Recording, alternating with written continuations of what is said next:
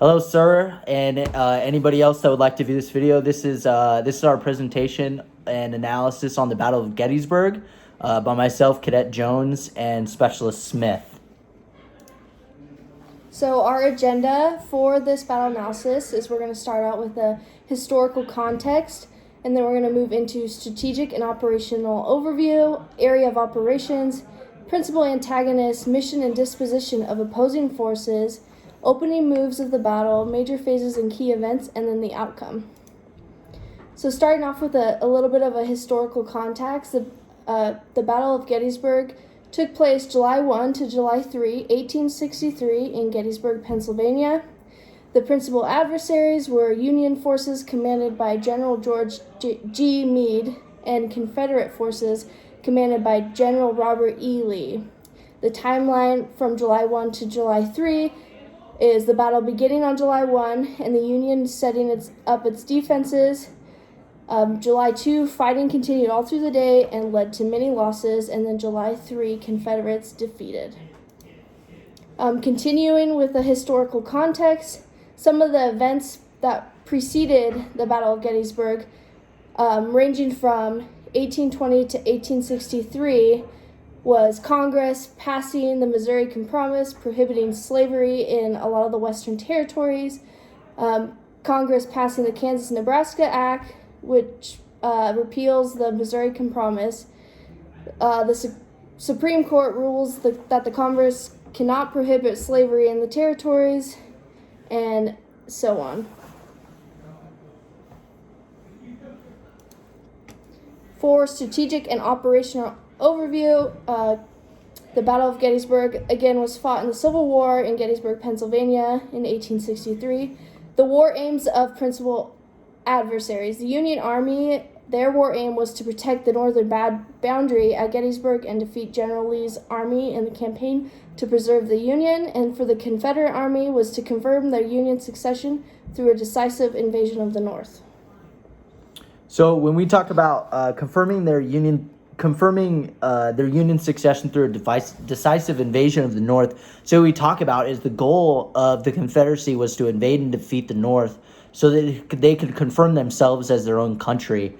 And because, as you know, that the Union did not recognize the Confederacy as a nation, and due to that, the world didn't recognize them as a nation. So defeating the Union, defeating the North, a lot of people think of the Confederacy versus the Union as a North versus South, when in fact it was two different sections of the United States, sure, split North and South, but the Confederacy and the Union being the overarching goal being to preserve the Union and bring them back in. The goal of the Confederacy was to not be brought back in and to become the Union, become the Confederacy as a whole, and become their own nation. So to confirm the decisive invasion of the North, the goal, they were pushing north. So, and by happenstance, really, the Battle of Gettysburg began, and the goal of the Union was just to protect them from moving farther north, and that's what happened. So moving on into area of operations, the weather and how it affected operations. So it had little impact on the battles of Gettysburg because the temperature averaged in the low 80 degrees Fahrenheit every single day of the battle. And for terrain, the battle covered about 15 square miles, and there was a high ground shape density. Most of the fighting occurred south of town. Union soldiers held the high ground, ranging from 785 to 570 feet above sea level and extending from Round Top 3 miles northward in the form of Fishhook through Little Round Top and Cemetery Ridge, as annotated in the picture that is in the slides, until turning south and east to Culp's Hill, the Fishhook's Bar. For principal antagonists, for the Union Army, the size and composition, their numerical strengths were about plus or minus 85,000 troops.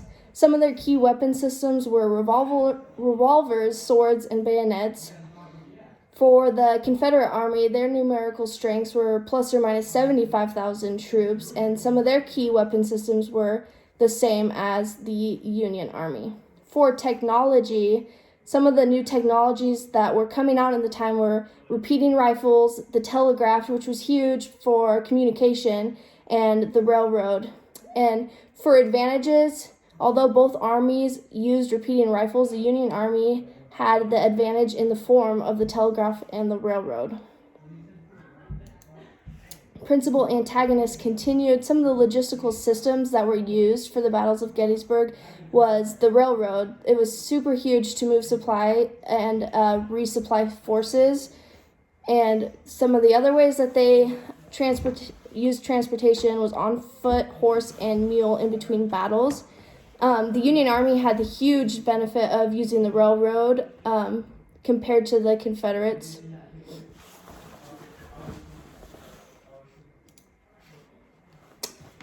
Some of the principal antagonists section continued for intelligence. A lot of the intelligence was undervalued in the Battle of Gettysburg.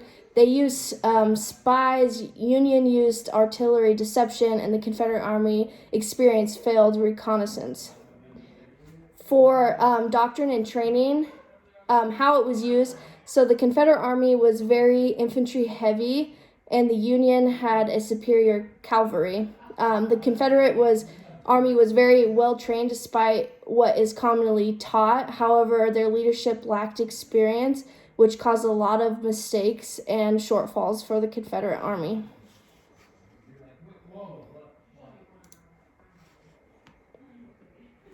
So, condition morale, more on principal antagonists. So morale drained heavily as the 3-day battle raged on. Casualty numbers soared very high. Soldiers withstood brutal timelines. Most never rested for the entire duration of the 3-day battle. And then key terrain such as Cemetery Hill was really decisive for the Union victory. This was due to the hills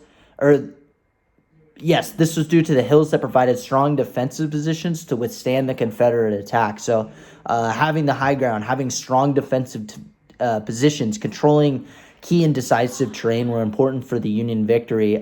Leaders such as John F. Reynolds, he proved to be a very effective motivator. So he was commonly known as a very stoic individual, but was often seen shouting and cheering like he was at a sports game for his soldiers on the battlefield as they were successful. So a lot of the key leaders we talked about already, a lot about George Meade versus Robert E. Lee and their militaries fighting each other at Gettysburg, but to include important leaders such as Major General John Reynolds, who I talked about just recently, Brevetted Major General Winfield S. Hancock, very important for the Union victory, Brevetted Major George Custer, so we normally know him as General Custer or Colonel Custer, who went off to fight the war in the West. He actually proved to be an important cavalry leader in the battles of Gettysburg. And then we talk about the Confederate leaders, of course, General Robert E. Lee, but Brevetted Lieutenant General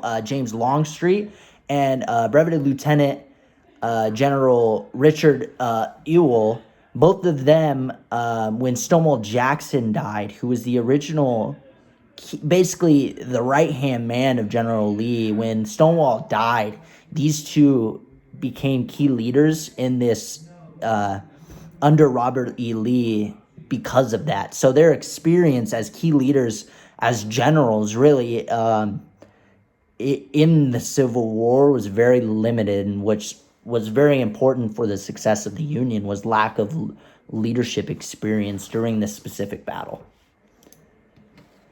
So, mission and disposition of the opposing force. Key objectives of the Confederacy: assault and control Her Ridge, McPherson Ridge, Seminary Ridge, and to deplete the Union defensive positions. So, when they showed up to Gettysburg, the Union had defensive positions already prepared. They were prepared to fight, and they had defensive control of very important terrain, the high ground. And although ignored by a lot of General Lee's subordinates, Lee originally planned to take Culp's Hill, which was the highest hill surrounding Gettysburg, Pennsylvania, which would completely leave Cemetery Hill undefendable, which was basically the decisive terrain that they used to be successful. So not engaging this hill became a serious miscue, often referred to by many historians and people that analyze this battle as a key factor in why the Confederacy lost during this 3-day battle. So the goal of the Union was to assault the Union left and right flanks simultaneously following this miscue. But one of the huge other miscues was communication between from these two sides that were supposed to flank the left and right. They completely miscued, complete lack of communication, so they didn't even attack simultaneously. The unit that was specifically in place to attack the right flank hadn't even arrived yet during the time they were going to attack the right flank, which was on the second day of the battle. So there was no synergy whatsoever between the 15-mile distance of this battle between General Lee's forces. So how they achieved a lot of these objectives, they didn't, due to, again, inaccurate reconnaissance and intelligence. So they would recon areas, especially at the rise up of when this battle was going to happen. They would recon objectives like the left flank and the right flank, and they would inaccurately report that there was nothing there, or they would inaccurately report how many troops were there, the preparation of the Union defense. And when they attacked, they were not ready to fight the force that they ended up going up against. So mission and deposition of Oppening's force a little bit continued. Key objectives of the Union was to defend and control her ridge, McPherson Ridge, Seminary Ridge, and withstand superior Confederate infantry. So when the Confederacy showed up to Gettysburg, it was an infantry-dominated defense. Not a lot of cavalry had yet shown up to Gettysburg, and the idea of this defensive positions was to maintain these positions until the cavalry arrived, right? And when the cavalry arrived, mostly on the second day, with key leaders such as Brevet Major Custer with his battalion of cavalry, it was a serious turning point in the battle. So they achieved these objectives with patience and proper communication. They proved to be variable conditions that assisted in achieving a decisive, not so much a decisive, but a Union victory. Furthermore, deception missions, especially on the third day when we talk about artillery fire, which I will talk about shortly. The artillery fire was very deceptive towards the Confederacy because they used other sorts of deception operations, like weak artillery fire that wasn't even meant to hit the Confederacy at all, and then heavy artillery fire that was meant to hit the Confederacy. And then we talk about holding positions and moving into positions following artillery fire. So when the Confederacy had the greatest artillery fire mission of the Civil War on the second day of the Battle of Gettysburg, what the Union would do is they would reoccupy territories that had been hit heavily by artillery fire and maintain defensive positions. And that was very deceptive towards the Confederacy, because what they expected them to do was to get up and get out of there as soon as they got hit with artillery fire, but that was not the case. So, and then logistics was really important. The North was able to resupply their troops often, which is really important in maintaining not only morale, but energy, survival rate, ammunition, and all kinds of ordnance was all really important to maintaining the Union soldiers and help them be successful. Opening moves of the battle. Talk about again initial action. Confederacy began the assault from the west side. Lieutenant Marcellus Jones of the Union is believed to have fired the first shot of the battle 3 miles west of Gettysburg in Cashtown, Pennsylvania. They had some defensive positions, security positions set up in Cashtown. The advantages, the Union control of key terrain, Her Ridge, McPherson Range, Cemetery Hill, Colts Hill. Confederate infantry was far superior to the North, not because they had more experience, because they were the primary asset of the Confederacy. They were more used, whereas the North used their cavalry often So the infantry wasn't always the primary fighting force. And then the Union, again, their advantage was their ability to resupply ordnance and quartermaster goods to the Union front line: food, water, ammunition. And then Union officer leadership experience. So like I talked about earlier with the breveted lieutenant generals that fell under Robert E. Lee, the only reason they came to the leadership position that they had was because of the death of Stonewall Jackson less than a month earlier. So major events and key events of the battle. The 3-day battle occurred in 3 major phases. Defense of Her Ridge, McPherson Ridge, and Cemetery Ridge. The defense of the high ground and the decisive terrain. Day 2, Confederate attacks on the Union left and right flank, which had no synergy, did not work simultaneously. The right flank wasn't even ready to fight. And then artillery bombardment followed by Pickett's charge, which is a very popular charge. Everyone knows about it. You learn about it in 6th grade. They threw everything they could at the Union, and it failed. Key events, decisions from the battle: deception missions to mislead Confederate intelligence. We talked about that earlier with artillery fire and things like that. Breveted Major Custer's defeat of J.B. Stewart's assault on the left flank. So the left flank actually assaulted at the right time.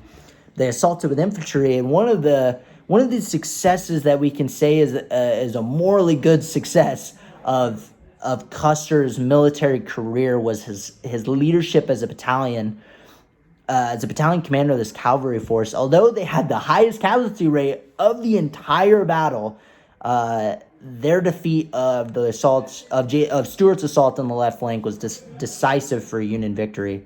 And then we talk about ineffective artillery fire by the Confederacy. I mean, this was the largest artillery bombardment in the entire Civil War, and it did nothing to break the Union defenses. And then the complete repulsion of Pickett's charge. I mean, Pickett's charge was an absolute failure. Outcome. Despite heavy casualties, the Battle of Gettysburg resulted in a Union victory. The Battle of Gettysburg is noted as a turning point in the Civil War. So the Confederate combat effectiveness following Gettysburg was nothing close to the fighting force that they were prior to this battle. Prior, people talked about Lee's infantry as in a religious sort of way. They held them to a standard much higher than human, almost, and following their defeat at Gettysburg, they never fought the same. Maybe a lot of key leaders and a lot of important fighters and soldiers inside of their infantry died that day. Whatever it may be, they never really fought with the same ferociousness as they did prior to Gettysburg, and they weren't very successful following it either. And the Confederates didn't use Northern Virginia as a military buffer zone any longer. And that is it. If you take a look at our slides, you can see our references. Thank you, sir, and all viewers. Have a good day.